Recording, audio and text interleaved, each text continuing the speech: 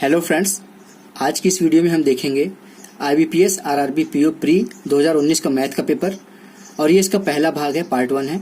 क्योंकि आज की इस वीडियो में हम 40 के 40 क्वेश्चन नहीं देखेंगे, 20 क्वेश्चन देखेंगे और जो पार्ट 2 आएगा, सेकंड भाग आएगा, उसमें हम 20 क्वेश्चन और देखेंगे। सभी को पता है कि इसके एग्जाम में, प्री के एग्जाम में मैथ के 40 क्वेश्चन आते हैं, तो 20 क्वेश्चन आज की वीडियो में देखेंगे और 20 क्वेश्चन उस दिन की वीडियो में देखेंगे, सेकेंड पार्ट में। तो चलिए दोस्तों, पढ़ना शुरू करते हैं।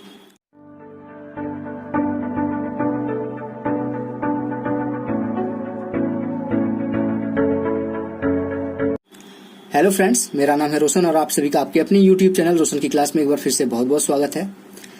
आज की इस वीडियो में हम देखेंगे, यहाँ पे देख लीजिए पहला प्रश्न जिस तरह से दिखा रहा हूं मैं। पहला प्रश्न है क्वाड्रेटिक इक्वेशन यानी कि द्विघात समीकरण का। द्विघात समीकरण से 6 प्रश्न आए थे, 6 प्रश्न देखेंगे हम।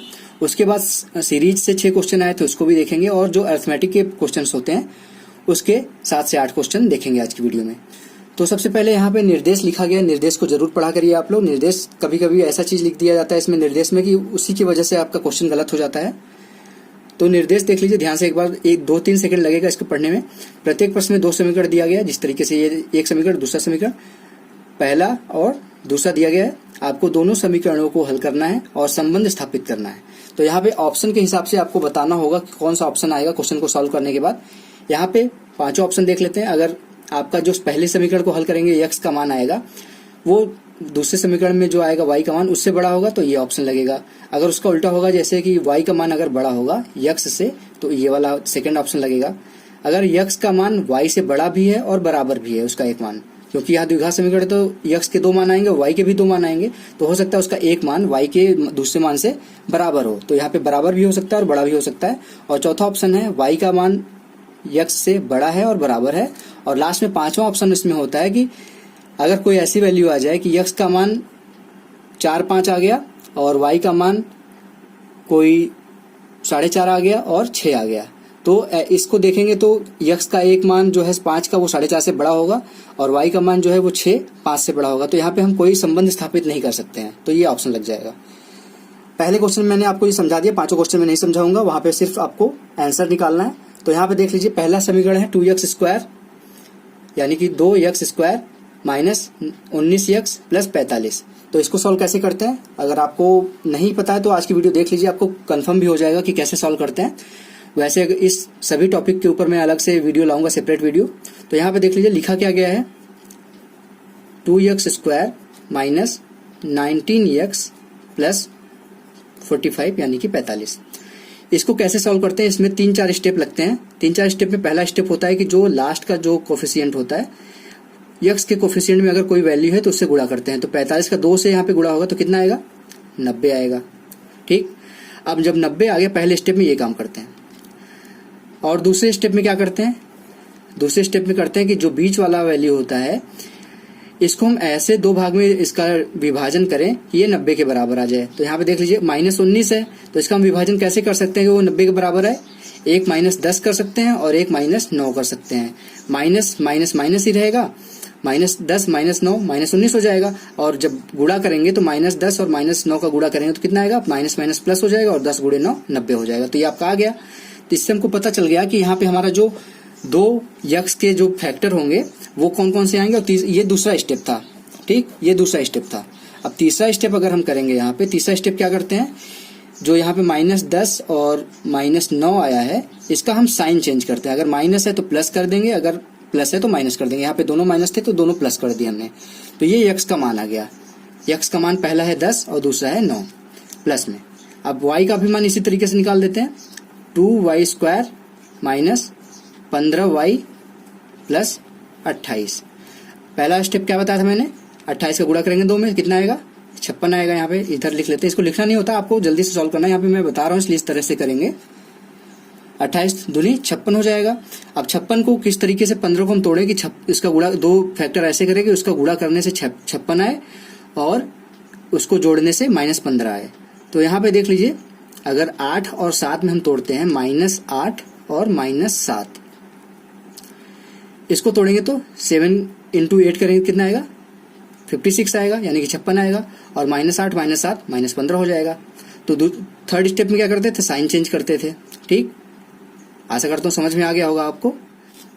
उसके बाद क्या करते हैं, यहाँ पे देख लीजिए +8 और +7 हो गया, ये आ गया y का मान। ठीक, अब यहाँ पे देखिए, यहाँ पे x का मान है 10 और 9, y का मान है 8 और 7। अब यहाँ पे कुछ लोग कहेंगे कि लास्ट में एक स्टेप आता है, ये 3 स्टेप हो गए, 4 स्टेप की ये होती है क्वाड्रेटिक इक्वेशन सॉल्व करने की। लास्ट में क्या करते थे हम, यहाँ पे जो x का फैक्टर यहाँ पे कोफिशिएंट है जैसे 2 है, और y का भी कोफिशिएंट यहाँ पे 2 है। अब जो भी वैल्यू आई है यहाँ पे x का जो मान आया है 10 और 9, उसको हम x के कोफिशिएंट से भाग देते थे, यानी कि यहाँ पे हम 2 से भाग दे देंगे, यहाँ पे भी 2 से भाग दे देंगे। ठीक, लेकिन यहाँ पे मैंने 2 से भाग क्यों नहीं दिया, क्योंकि यहाँ पे x के साथ भी 2 है और y के साथ भी 2 है। अगर 2 से भाग देंगे यहाँ पे भी और यहाँ पे भी तो कोई फर्क नहीं पड़ेगा, आंसर आपका वही आएगा।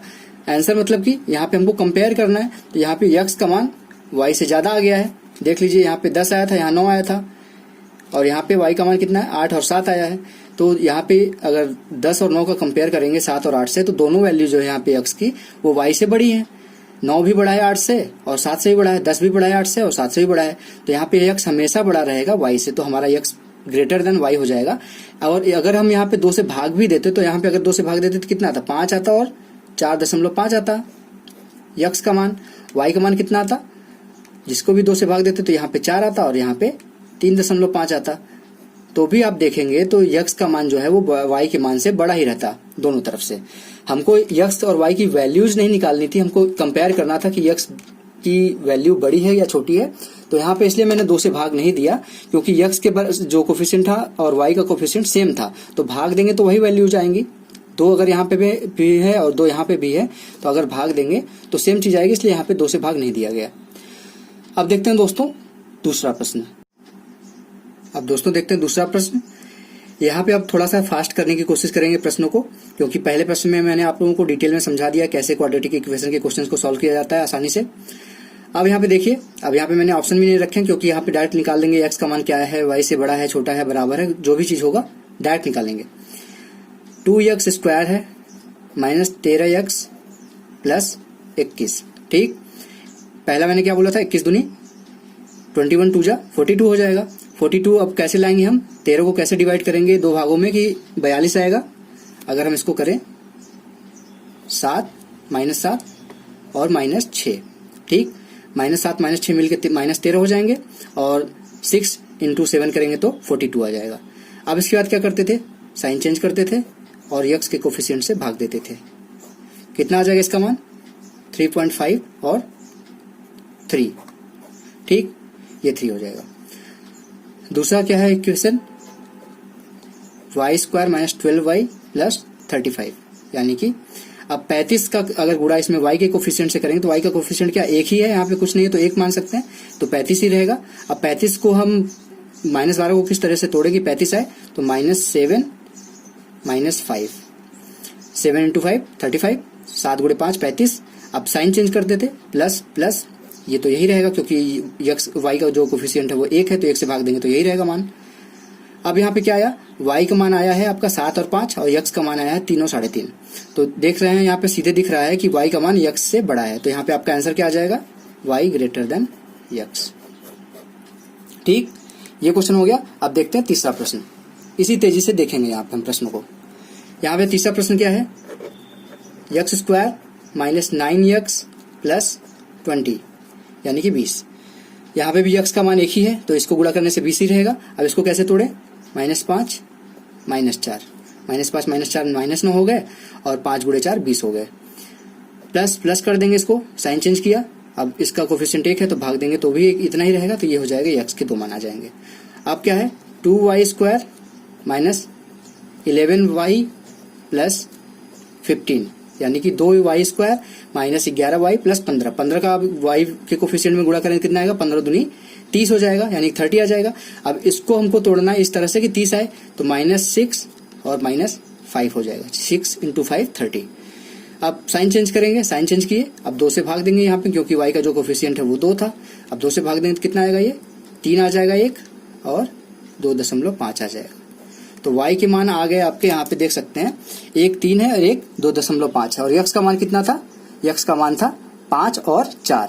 तो यहाँ पे देखेंगे कि x का मान हमेशा बड़ा रहेगा y के मान से। अगर x के छोटे वाले मान का भी इससे कंपेयर करें तो यहाँ पे जो इसका बड़ा वाला मान है वो 3 है, तो इसका दोनों मान y के दोनों मान से बड़े होंगे। तो यहाँ पे हमारा आंसर क्या आ जाएगा, x ग्रेटर देन y। ठीक, ये हो गया तीसरा प्रश्न। अब दोस्तों देखते हैं चौथा प्रश्न। यहाँ पे चौथा प्रश्न है, इसको भी जल्दी से सॉल्व करते हैं। 2x square plus 13x plus 18 यानी कि 2x square plus 13x plus 18। 18 का गुणा किस में करेंगे? x के कोफिशिएंट में। 18 दूनी 36। अब 36 आपको बनाना है 13 को तोड़ के। किस तरह से बना सकते हैं आप? 9 और 4, 9 चौक 36, 9 4 जा 36, ये हो जाएगा 36 बन गया। लेकिन यहाँ पे देखिए, पहले आपके अभी तक जितने प्रश्न किए उसमें माइनस माइनस आ रहा था, यहाँ पे प्लस प्लस आया। इसका भी साइन चेंज करेंगे तो यहाँ पे आपका आ जाएगा -9 -4। आप क्या करेंगे? x के कोफिशिएंट से भाग दे देंगे। ठीक, क्या आ जाएगा? -4.5 और -2। ये हो गया x का कोफिशिएंट। ठीक, अब y का कैसे चेंज करेंगे? यहाँ पे check, 2y square plus 5y plus 2 यानी कि 2y square plus 5y plus 2। 2 का गुणा 2 में करेंगे कितना आएगा? 4 आएगा। 5 को कैसे तोड़ेंगे? सीधा सा दिख रहा है, 4 और 1, 4 एकम 4, 4 1 जा 4, यहाँ पे 4 लाना था और 4 और 1 मिलके 5 हो जाएंगे। यहाँ पे भी प्लस प्लस है तो इसको भी माइनस माइनस में तोड़ देंगे। इसको भी 2 से भाग दे देंगे। अब इससे तो क्या आएगा? यहाँ पे -2 आएगा एक, इसको 2 से भाग देंगे तो -2 होगा। और यहाँ पे क्या आएगा? -0.5। इस तरह से लिख सकते हैं इसको। अब यहाँ पे अगर आपको देखना हो तो क्या होगा? यहाँ पे देख लीजिए, x के ये 2 मान है, y के ये 2 मान है। यहाँ पे ये जो माइनस में बड़ा होता है वो रियल में छोटा होता है। सबको पता है कि जो माइनस, जैसे -1 है और -2 है, तो इसमें छोटा कौन सा होगा? -2 छोटा होगा और -1 बड़ा होगा। इसी तरीके से यहाँ पे देखिए कि y के 2 मान आए हैं, यहाँ पे एक -2 आया है और एक -0.5 आया है। और यहाँ पे x के दो मान आए हैं, -2 आया है और -4.5 आया है। तो यहाँ पे ये वाला जो मान है x का, ये y के इस मान से बराबर है। ठीक, लेकिन जो ये वाला मान है y का -0.5, ये इन दोनों से बड़ा होगा। ठीक, समझ रहे होंगे ना कि माइनस में जो छोटा है वो रियल में बड़ा होगा। तो यहाँ पे हमारा क्या आएगा answer? y greater than equals to x, यानी कि y का मान जो ये वाला है ये इक्वल्स का साइन ला रहा है और ये जो है मान ये ग्रेटर का साइन ला रहा है। यानी कि ये दोनों मिलके इस तरह से हो जाएंगे, y greater than equal to x। y बड़ा है और बराबर है x के।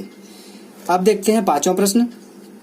इस तरीके के प्रश्न जरूर आते हैं एग्जाम में। एक प्रश्न आ जाता है और आप लोग अगर सही से ध्यान से इसको पढ़ के नहीं गए हैं तो गलत कर देते हैं तुरंत इसका आंसर। बहुत ही आसान प्रश्न होता है।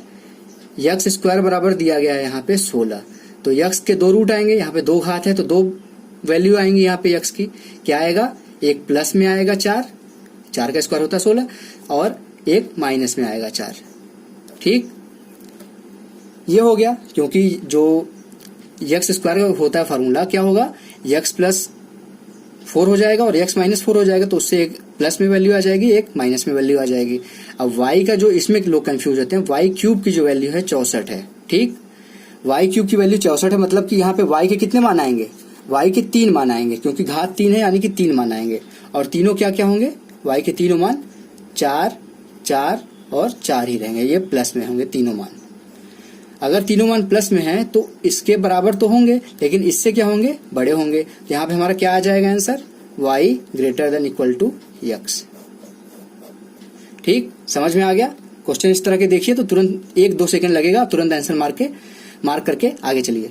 अब ये अगर कोई पूछ सकता है कि ये कैसे आया, 3 मान कैसे आए, तो अगर इसको सॉल्व किया जाए तो इसका एक फॉर्मूला होता है।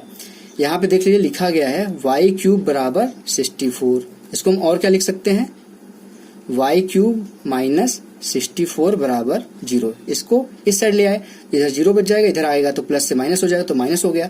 अब इसको हम क्या लिख सकते हैं? y क्यूब माइनस, ये किसका क्यूब है? 4 का क्यूब है। यानी कि यहाँ पे एक फार्मूला बन गया है आपका। फार्मूला होता है a cube minus B cube का क्या फार्मूला होता है? यहाँ पे अगर वो फार्मूला आपको याद है तो आप लोग कभी भी कंफ्यूज नहीं होंगे। a cube minus B cube का जो सूत्र होता है वो होता है a माइनस बी और ब्रैकेट में a square plus a b plus b square. ठीक, अब इससे एक मान आ जाएगा आपका प्लस में, यहाँ पे y माइनस 4 करेंगे तो उधर जाएगा तो एक मान आ जाएगा 4 y से, और यहाँ पे भी अगर y और x का ए और बी की जगह वाई और 4 रखेंगे तो यहाँ से भी आपके 2 मान मिलेंगे, वो भी दोनों 4-4 मिलेंगे क्योंकि सब प्लस में है। ठीक, इस तरीके से निकालते हैं यहाँ पे वाई क्यूब का मान या किसी भी क्यूब का मान। ठीक है, आशा करता हूं आपको समझ में आ गया होगा। अब दोस्तों देखते हैं छठवां प्रश्न। छठा प्रश्न देख लीजिए, ये लास्ट है क्वाड्रेटिक इक्वेशन का। 6 प्रश्न आए थे आपके। 2x² minus 11x plus 12। इस तरीके के क्वेश्चन में लोग गलती करते हैं, क्योंकि यहाँ पे देख लीजिए किस तरीके से यहाँ पे गलती आदमी कर सकता है। कंपेयर आप आंसर निकाल लेंगे लेकिन कंपेयर करने में थोड़ी सी गलती कर देंगे। 12 का गुणा 2 में करेंगे 24 आएगा। अब 11 को कैसे तोड़ेंगे? 8 और 3, 8 त्रिक 24 यानी कि 8 3 जा 24 आपको लाना है यहाँ पे। तो 8 -8 हो जाएगा और -3 हो जाएगा, तो दोनों मिलके -11 और गुणा करेंगे तो आपका 24 आ जाएगा। चेंज किए साइन, 2 से भाग दिए, क्या आ गया मान? 4 और 1.5। ये यक्स का मान है। वाई का मान कैसे आएगा? y² - 7y plus 12, y² minus 7y plus 12। इसको कैसे तोड़ेंगे? ये 12 ही रहेगा क्योंकि यहाँ पे गुणा करने में कुछ नहीं होगा चेंज। अब इसको -4 और -3 इस तरह से तोड़ेंगे, प्लस करेंगे, अब यही वैल्यू रह जाएगी। ठीक, क्योंकि यहाँ पे y का कोफिशिएंट एक ही है तो 1 से भाग देंगे तो ये रहेगा। ये है y का मान। अब यहाँ पे ध्यान देने वाली जो बात है वो यहाँ पे ये है कि यहाँ पे यक्स का एक मान जो है 4, y के एक मान 4 से बराबर है, लेकिन यहाँ पे एक मान है यक्स का 1.5 1.5 जो कि इन दोनों से छोटा है। ठीक है, और यहाँ पे y का एक मान है 3 जो कि यहाँ पे 4 से छोटा है। तो यहाँ पे y का एक मान ऐसा है जो यक्स के मान से बड़ा है, और यहाँ पे यक्स का मान एक ऐसा है जो y के मान से बड़ा है। तो यहाँ पे हम कोई संबंध नहीं बना सकते। तो पहले क्वेश्चन में मैंने दिखाया था, वहां पे 5वां ऑप्शन आपका होता है प्रश्न में कि relation can not be determined, यानी कि कोई संबंध निर्धारित नहीं किया जा सकता, जहां पे यक्स का कोई मान y के किसी मान से बड़ा है और y का कोई मान यक्स के किसी मान से बड़ा है। तो ये नहीं कह सकते ना कि यक्स बड़ा है या y बड़ा है, इसलिए हमारा ऑप्शन नंबर 5 आ जाता है यहाँ पे। तो ये थे क्वाड्रेटिक इक्वेशन के क्वेश्चन। अब देखते हैं यहाँ पे सीरीज के क्वेश्चन। तो देखिए यहाँ पे 7वां प्रश्न है सीरीज का। इसमें देख लीजिए कैसे आते हैं सीरीज के प्रश्न भी।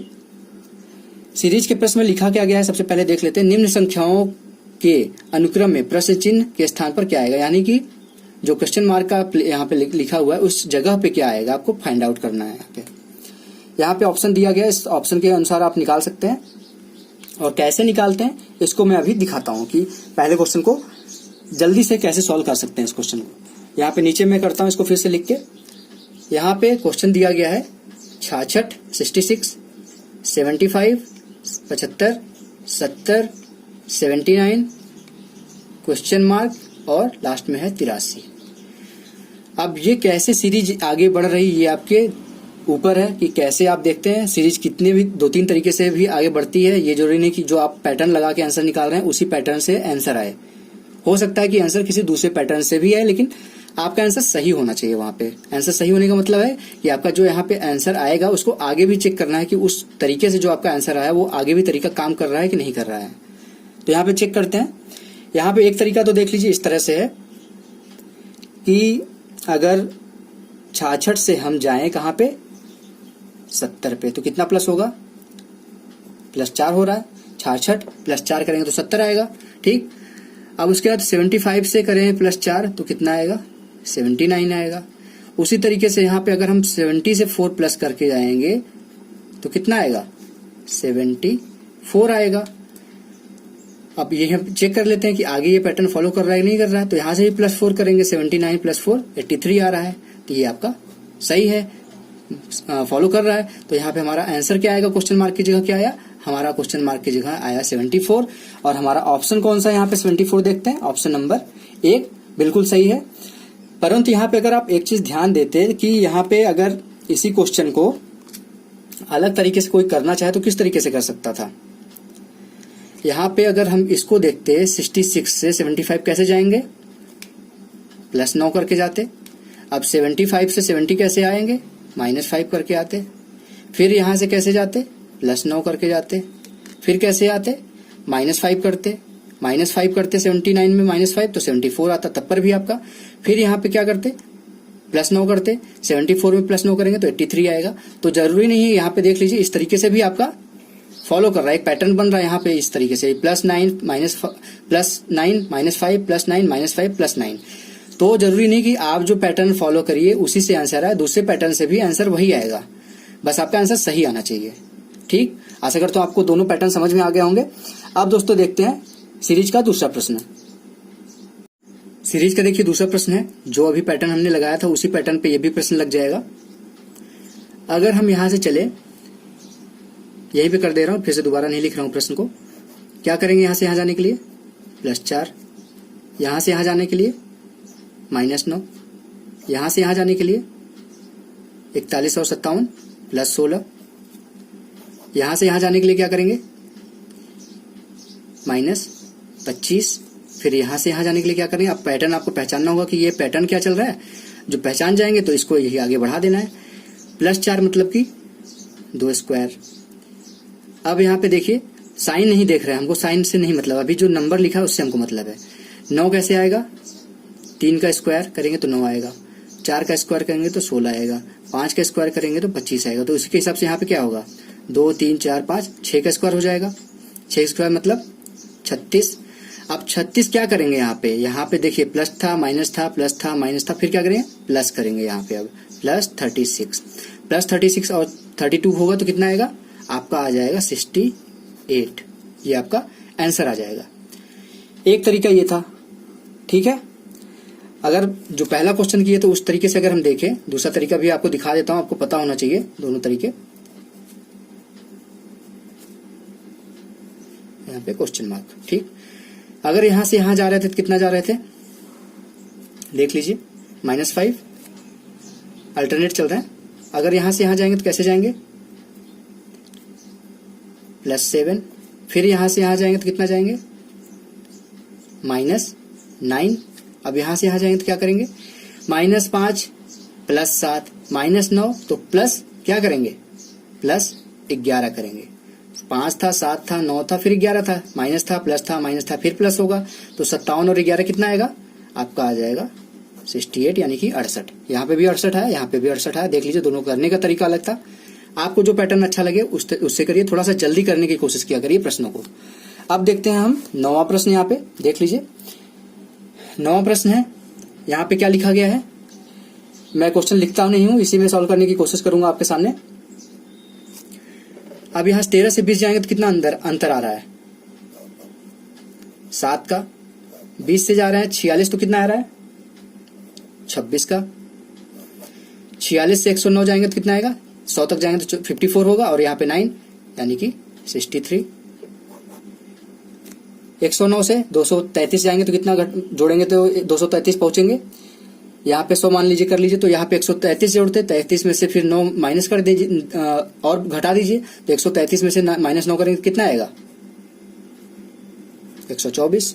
ठीक, अब आपको यहाँ पे पैटर्न पहचानना और क्वेश्चन मार्क की जगह क्या आएगा आपको देखना है। अगर यहाँ पे देखिए यही काम आता है, यहाँ पे अगर स्क्वायर क्यूब आपका तैयार है, याद है, तो आप पैटर्न पहचान जाएंगे तुरंत कि यह कहीं न कहीं आपका देख लीजिए 2 के क्यूब के बराबर है, और -1 कर देंगे, यानी 2 का क्यूब 8 होता है, -1 करेंगे तो 7 हो जाएगा। ये क्या है 3 का क्यूब क्या होता है 27 होता है, -1 करेंगे तो 26 आ जाएगा। 4 का क्यूब होगा तो क्या आएगा 64 होगा, -1 करेंगे तो 63 आ जाएगा।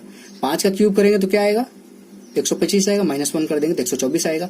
जब यहाँ पे 2 3 4 5 हो गया तो हम अगला क्या करेंगे 6 का क्यूब करेंगे।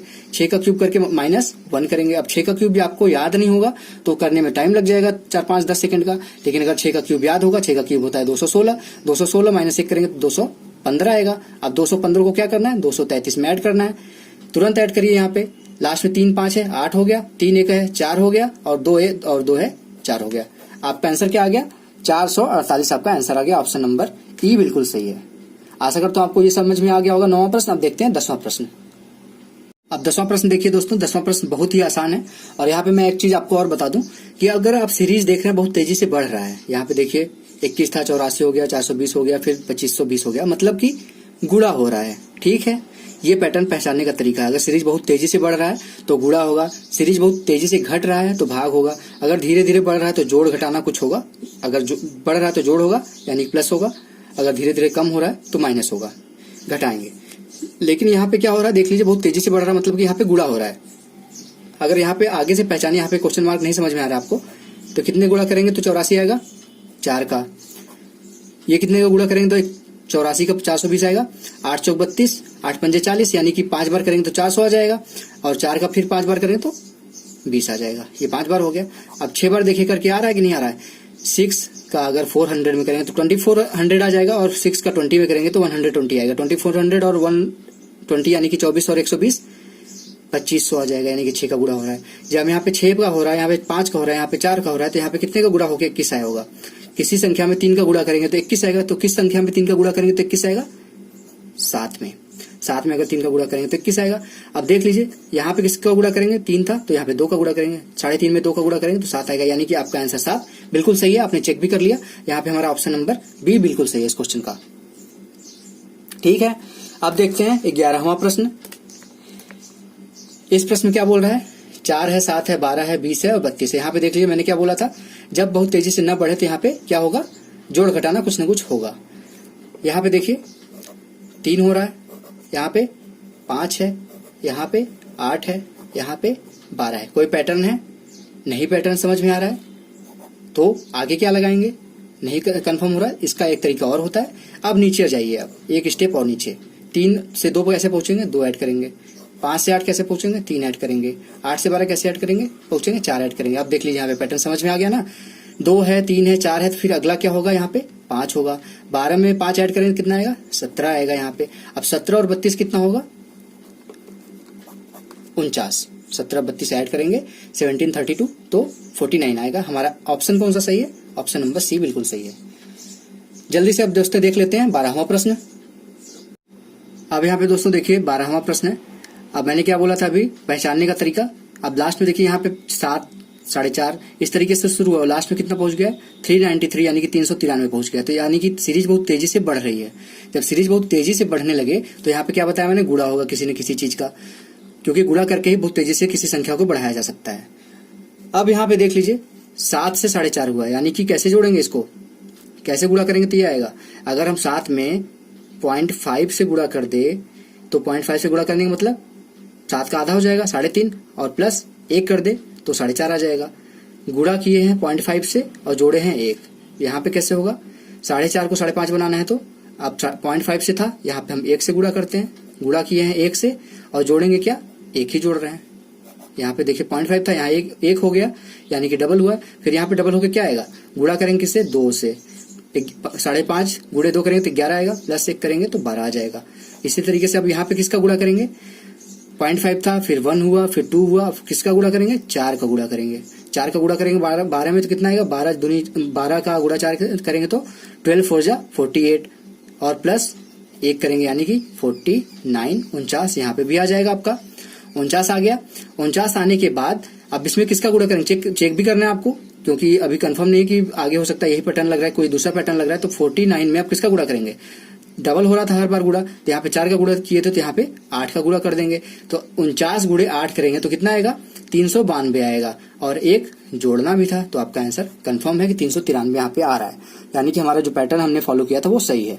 तो हमारा आंसर कौन सा आ जाएगा, ऑप्शन नंबर डी बिल्कुल सही आंसर है।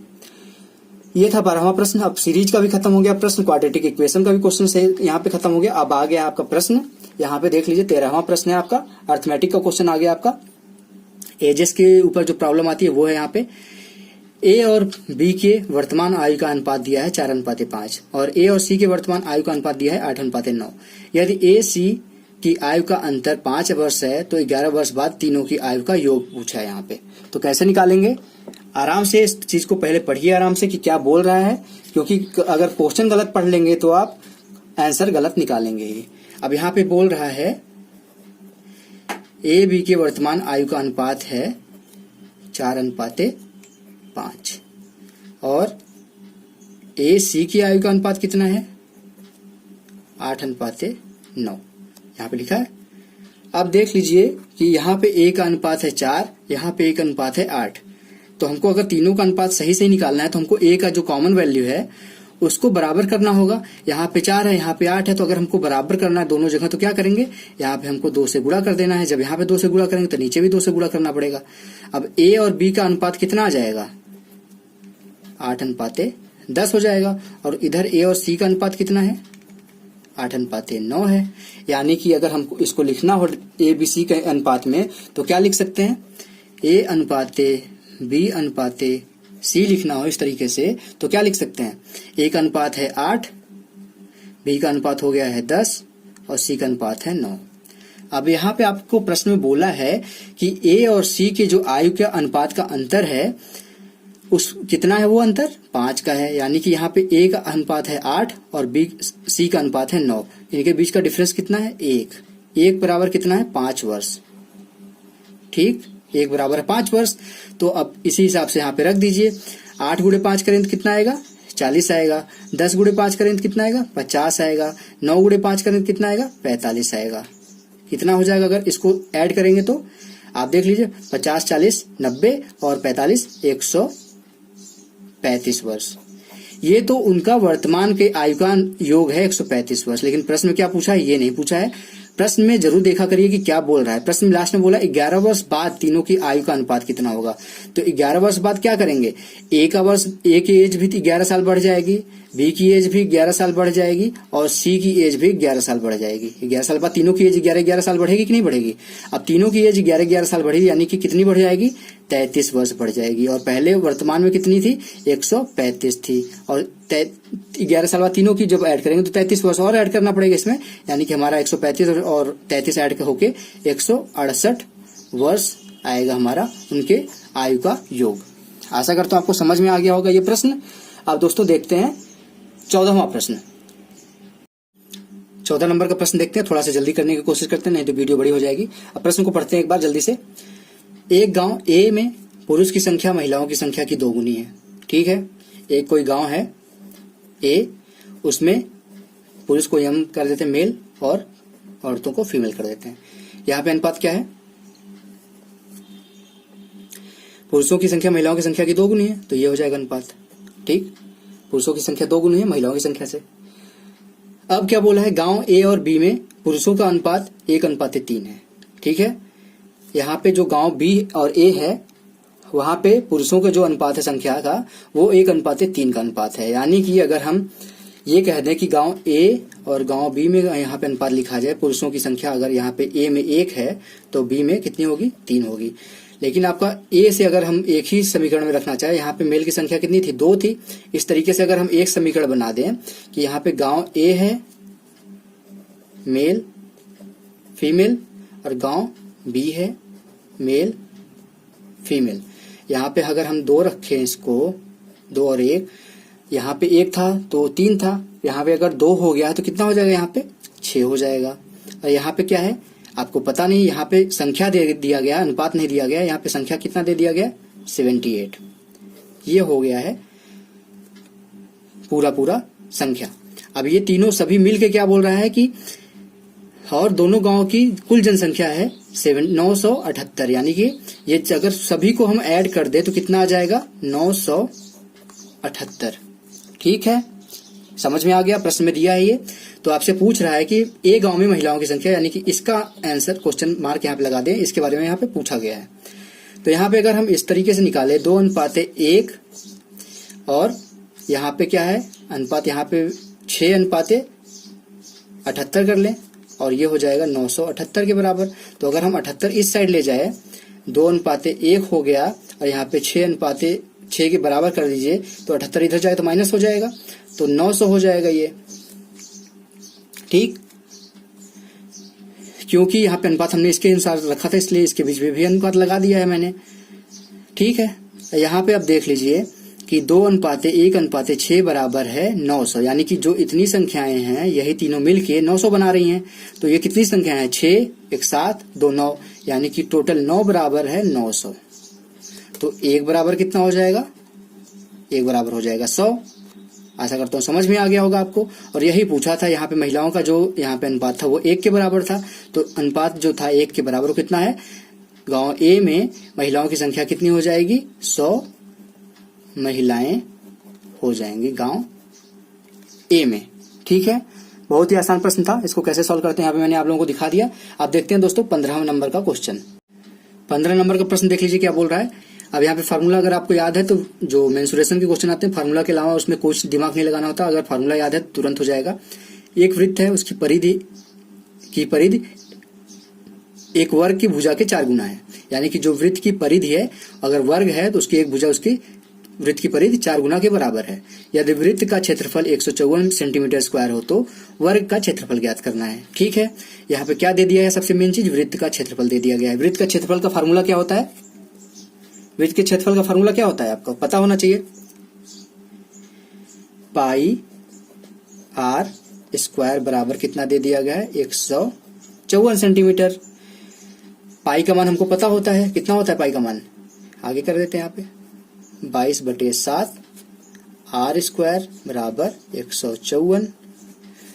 इधर ले जाएंगे अगर हम तो आर स्क्वायर बराबर क्या हो जाएगा? 154 गुणे 7/22। ठीक, इसको अगर हम कट करना चाहें तो कैसे कट कर सकते हैं इसको? अब हम देख लीजिए, अगर इसको हम डायरेक्ट कट करें तो 22 से कट रहा है ये क्या? 22 से कट के 2 से पहले कट करते हैं, 11 हो जाएगा। ये हो जाएगा आपका 7 बार जाएगा और 7 बार जाएगा। ठीक है, 11 7 77 हो जाएगा। 7 ऊपर बचेगा और ये 7 खुद का बचा था तो आर स्क्वायर बराबर कितना हो जाएगा? 7 गुणे 7 यानी कि 49। स्क्वायर हटाएंगे तो एक साथ खत्म हो जाएगा तो आर बराबर कितना आ जाएगा? आर बराबर 7 आ जाएगा। ठीक, आर बराबर 7 आ गया, आपको पता चल गया आर आ गया है। तो अब यहाँ पे परिधि निकालना है हमको, क्योंकि हमको लास्ट शुरुआत में क्या दिया? वृत्त की परिधि है वो वर्ग की भुजा के 4 गुना है। तो हमको वृत्त की परिधि का फार्मूला क्या होता है? 2 पाई आर में 2 गुणे 22/7। आर कितना है? 7 दिया है, यहाँ पे आर आ गया है 7। 7 से 7 कट जाएगा, वृत्त की परिधि कितनी आ जाएगी?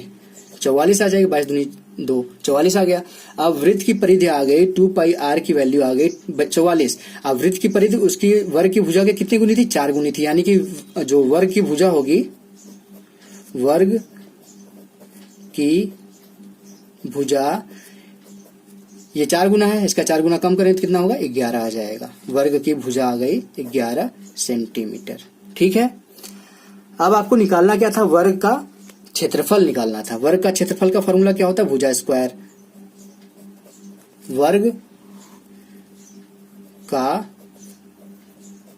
क्षेत्रफल बराबर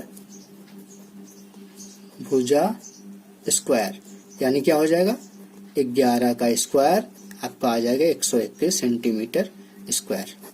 आशा करता हूं आपको आंसर समझ में आ गया होगा कैसे आया। अब दोस्तों देखते हैं जल्दी से 16वां नंबर का प्रश्न। 16वां देख लीजिए, ये टैंक वाला है। इसको टाइम वर्क जैसे करते हैं उसके अनुसार भी कर सकते हैं प्रश्न को, और बहुत ही आसान प्रश्न होते हैं ये। तो दोस्तों देखिए यहाँ पे क्या बोल रहा है। एक टैंक है, उसमें 3 इनलेट पाइप है। इनलेट पाइप का मतलब उसमें पानी भर रहे हैं। आउटलेट मतलब होता है पानी निकाल रहे हैं, इनलेट मतलब होता है पानी भर रही हैं। ए बी सी 3 पाइप है। सी जितने समय में अकेले इस टैंक को 1/4 भाग भरता है, यानी कि सी उस टैंक को जितने समय में 25%, 1/4 का मतलब होता है 25% भाग भरता है, उतने ही समय में ए बी उतने ही समय में टैंक को आधा भर देते हैं, यानी कि 50% भर देते हैं। ठीक है, यदि तीनों मिलकर इस टैंक को 8 घंटे में पूरी तरह भर सकते हैं तो सी अकेले इस टैंक को कितने समय में भरेगा? जल्दी से करते हैं, बहुत ही आसान प्रश्न होता है ये। समझना, इसका जो मीनिंग है क्वेश्चन का उसको समझना है बस, आपको बहुत आसानी से हो जाता है। ए प्लस बी की इफिशियंसी क्या है? जितनी देर में 50% भर रहे हैं उतनी देर में सी कितना भर रहा है? 25% भर रहा है। ठीक है, 1/4 का मान होता है ये 25% और 1/2 का मान होता है 50%। ठीक, आशा करता हूं आपको समझ में आ गया होगा। अब यहाँ पे क्या दिखाना चाह रहा था मैं? कि दिखाना चाह रहा हूं कि ए और बी की जो एफिशिएंसी साथ में वो सी की एफिशिएंसी से 2 गुना है। अब 25% का 2 गुना है ना 50%। तो यहाँ पे अगर हम इस तरह से लिखें ए प्लस बी की एफिशिएंसी अगर 2 है तो सी की एफिशिएंसी कितनी हो जाएगी? 1 हो जाएगी। समझ गए? अगर इससे हम भाग भी देते हैं 25 से 50 में तो यहाँ पे 2 आ जाएगा, यहाँ पे 1 आ जाएगा। इसी तरीके से यहाँ पे मैंने लिख दिया है। अब यहाँ पे ए बी की इफिशियंसी पता चल गई और सी की इफिशियंसी पता चल गई। अब तीनों की अगर इफिशियंसी अगर हम कार्य क्षमता को ऐड कर देते तो कितना आएगा? 2 और 3, 2 और 1 3 हो जाएगा। यानी कि ए प्लस बी प्लस सी करेंगे, तीनों की कार्य क्षमता अगर हम ऐड कर देते हैं तो 3 आ जाएगा। अब तीनों मिलकर कितने देर में टंकी भरते थे? 8 घंटे में टंकी भरते थे। यानी कि जो कार्य क्षमता है उसमें अगर हम 8 का गुणा कर दें तो कितनी टंकी है वो पूरी भरी जाएगी, यानी कि 8 गुणे 3 यानी कि 24, कुछ भी मान लीजिए 24 लीटर 24 यूनिट कुछ भी मान लीजिए, 24 टोटल टंकी का आयतन है, मान सकते हैं इसको। अगर 24 है तो अगर हमको अब लास्ट में क्वेश्चन में क्या पूछा था कि सी अगर अकेले उस चीज को भरे टंकी को तो कितना टाइम लगेगा, 24 है आयतन, सी का एफिशिएंसी है 1, तो 24/1 कर देंगे तो कितना आएगा, 24 घंटे ही लगेंगे, 24 घंटे का समय लगेगा सी अगर अकेले उस टंकी को भरने जा रहा है तब। तो ये था 16वें नंबर का प्रश्न। अब देखते हैं 17वें नंबर का प्रश्न। 17वां क्वेश्चन दोस्तों देखिए, यहाँ पे क्वेश्चन देखने में तो बहुत लंबा चौड़ा है लेकिन सबसे आसान प्रश्न है इस पूरे सीरीज का, जितना भी मैंने वीडियो अभी में दिखाया अभी तक प्रश्न सबसे आसान प्रश्न है। एक दुकानदार ने एक वस्तु में के अंकित मूल्य पर 10% की छूट दी, यानी कि कोई दुकानदार है उस पर कोई मार्क प्राइस लिखा हुआ है उस पर 10% की छूट देता है और इस तरह उसने 400 रुपए का लाभ कमाया, यानी कि वो 10% का छूट दे भी रहा है और फिर भी वो 400 रुपए का लाभ प्राप्त कर रहा है। यदि उसने यह वस्तु 20% की छूट पर बेची तो उसने लाभ कितना कमाया, 330 रुपए का। अब पहले 10% का छूट दे रहा तो 4% कमा रहा था, अब बढ़ा के उसने छूट 20% कर दिया तो कितना कमा रहा है लाभ, 330 रुपए का कमा रहा है। अब वस्तु का अंकित मूल्य उसने कितना रखा है ये पूछ रहा है आपसे। तो यहाँ पे सिंपल सा है कि जब वो 10% की छूट दे रहा था तो कितना लाभ कमा रहा था, 400 का। अगर वो बढ़ा के 10% को 20% लाभ छूट कर दे रहा है तो कितना कमा रहा है, 330 रुपए।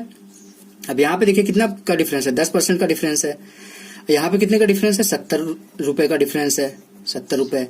10% बराबर अगर 70 रुपए है, 10% बराबर अगर आपका 70 रुपए है तो आपसे पूछा क्या है, 100% का मान पूछा है। 100% मान अंकित मूल्य बराबर 100% हो गया। यहाँ पे 100% का मान कितना हो जाएगा, 700 रुपए, यानी कि उसने जो मार्क प्राइस रखी है अंकित मूल्य रखा है वो 700 रुपए रखा है।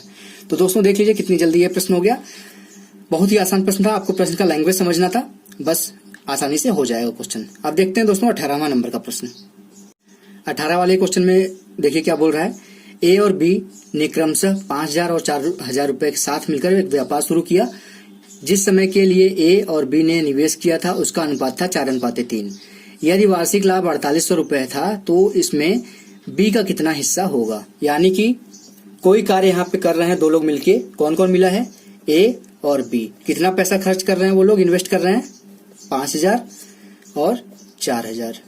इसमें इसका तरीका क्या होता है, जो इन्वेस्ट किया हुआ पैसा होता है उसको समय से गुणा कर देते हैं, आपका यहाँ पे रेशियो आ जाता है। समय का रेशियो क्या दिया गया है, ए और बी ने जो रेशियो जितने समय के लिए यहाँ पे इन्वेस्ट किया पैसा उसका अनुपात कितना था, 4:3 था। अब इसका गुणा करिए कितना आएगा, 5 और 20 यानी कि 20,000, यहाँ पे 4×3 12 यानी कि 12,000।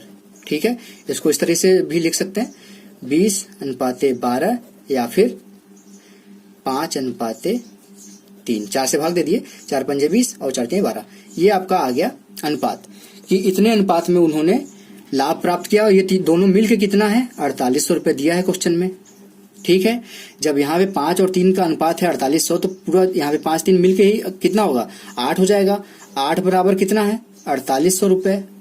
तो 1 बराबर कितना हो जाएगा, 600 रुपए। ये होगा ना, जब 8 बराबर 4800 है तो 1 बराबर कितना होगा, 600 हो जाएगा। यहाँ पे क्या पूछा था प्रश्न में, बी का हिस्सा। बी का हिस्सा कौन सा है, ये 3 का है। जब 1 बराबर 6 है तो 3 का इसमें गुणा कर देंगे तो कितना आ जाएगा, 6×3 1800 रुपए। 1800 रुपए ये आपका बी का लाभ होगा जितने समय के लिए उन लोगों ने इन्वेस्ट किया पैसा। ये 18 नंबर का क्वेश्चन भी हो गया। अब देखते हैं 19 नंबर का प्रश्न। अब दोस्तों देखिए यहाँ पे 19 नंबर का प्रश्न, ये भी बहुत आसान प्रश्न है, बस थोड़ा सा आप लोगों को जो साधारण ब्याज है और चक्रवृद्धि ब्याज है उसका फंडा पता होना चाहिए कि कैसे बढ़ता है ये।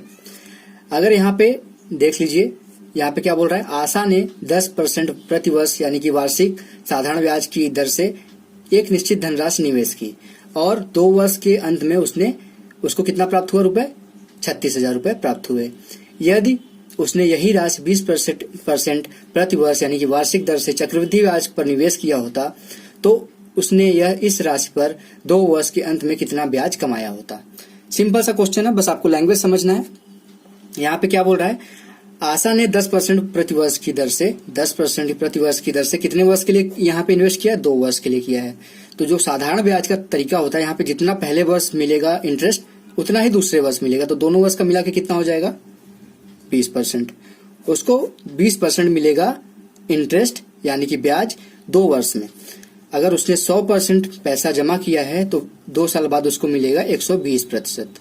और ये दे दिया गया है, कितना मिला है उसको, 36,000 रुपए। ठीक है, अगर यहाँ पे 120% का मान 36,000 रुपए आ गया तो यहाँ पे अगर 1% का मान निकाला जाए तो कैसे आएगा, 0 से 0 काट दीजिए, फिर 12 से भाग दे दीजिए। इसमें यहाँ पे आ जाएगा आपका 1% का मान 300 रुपए। अब यहाँ पे 1% का मान 300 आ गया तो 100% का मान निकाल सकते हैं आप। 100% का मान आ जाएगा आपका तुरंत 30,000 रुपए। इस तरीके से भी कर सकते हैं। ठीक, जब 100% उसने पैसा लगाया था तो 2 वर्ष के बाद साधारण ब्याज की तरफ से उसने कमाया कितना, 36,000 रुपए। ठीक है, अब यही पैसा उसने बोला ना दोबारा कि यही पैसा अगर वो चक्रवृद्धि ब्याज से लगाती 20% वार्षिक की दर से तो 2 वर्ष बाद उसको ब्याज कितना प्राप्त होता। अब क्या करना है, अब चक्रवृद्धि ब्याज लगाना है 20% वार्षिक की दर से, वार्षिक दर से। तो सबसे पहले ये हमको पता होना चाहिए कि चक्रवृद्धि ब्याज में कैसे बढ़ता है ब्याज।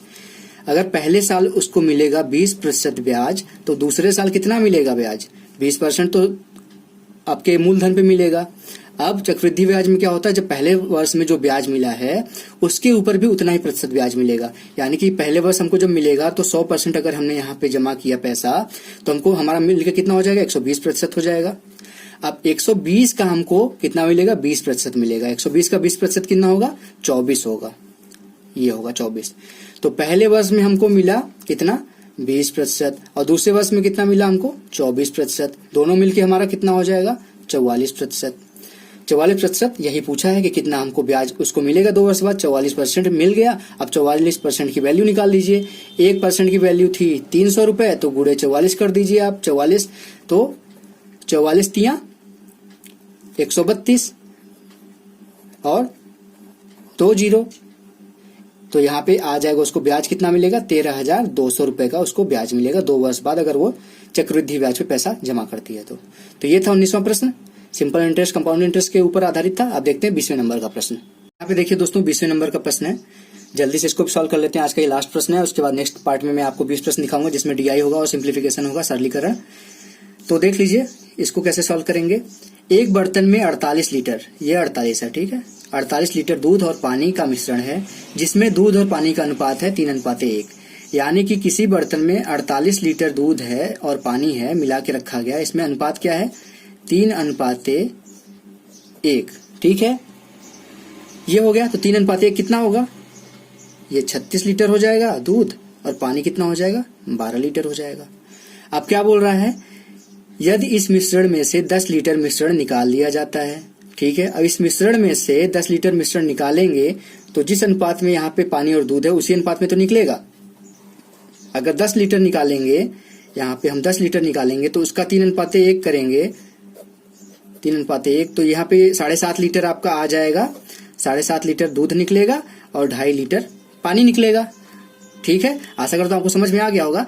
जिस अनुपात में मिश्रण होगा उसी अनुपात में अगर हम निकाल रहे हैं कोई चीज उसमें से, तो उसमें से उसी अनुपात में पानी और दूध निकलेगा ना। तो अगर 10 लीटर निकाल रहे हैं तो वो भी 3:1 के अनुपात में निकलेगा। 10 लीटर का 3 अनुपात होगा 7.5 और 1 अनुपात होगा 2.5, इसी अनुपात में निकल जाएगा दूध और पानी। अब जब इसमें यहाँ पे शुरुआत में क्या था हमारा अनुपात, 36 था और 12 था। इसमें से 7.5 निकाल देंगे तो कितना बचेगा, ये हो जाएगा 28.5 और ये उधर कितना हो जाएगा, ये हो जाएगा 9.5। इसमें से 7.5 निकाल दिए, इसमें से 2.5 निकाल दिए।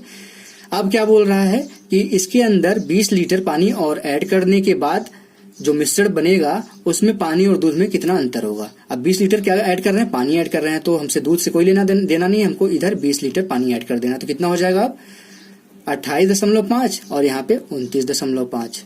अब यहाँ पे क्या पूछा था, अंतर पूछा था दोनों के बीच में, 28.5 और 29.5 के बीच में कितना अंतर हो जाएगा, 1 लीटर का डिफरेंस आ जाएगा। ये आपका आंसर हो जाएगा। तो आशा करता हूँ आपको आज के 20 प्रश्न समझ में आ गया होंगे। मेरा बस यहाँ पे तरीका ये था कि आपको आसान तरीके से कैसे प्रश्नों को समझाया जा सकता है, और हो सकता है जितना मैंने सोचा था उससे थोड़ी सी बड़ी वीडियो बन गई हो। तो दोस्तों मिलते हैं नेक्स्ट वीडियो में, तब तक के लिए आप लोगों का बहुत बहुत धन्यवाद। और अगर आप लोगों ने अभी तक इस वीडियो को लाइक नहीं किया तो लाइक कर दीजिए, और रोशन की क्लास यूट्यूब चैनल को अभी तक सब्सक्राइब नहीं किया है तो रोशन की क्लास यूट्यूब चैनल को नीचे लाल कलर का सब्सक्राइब बटन लिखा होगा, उसको क्लिक करके सब्सक्राइब कर लीजिए और साथ ही साथ बेल आइकन पे क्लिक कर लीजिए। तो दोस्तों मिलते हैं नेक्स्ट वीडियो में, तब तक के लिए आप लोगों का बहुत बहुत धन्यवाद। जय हिंद, वंदे मातरम।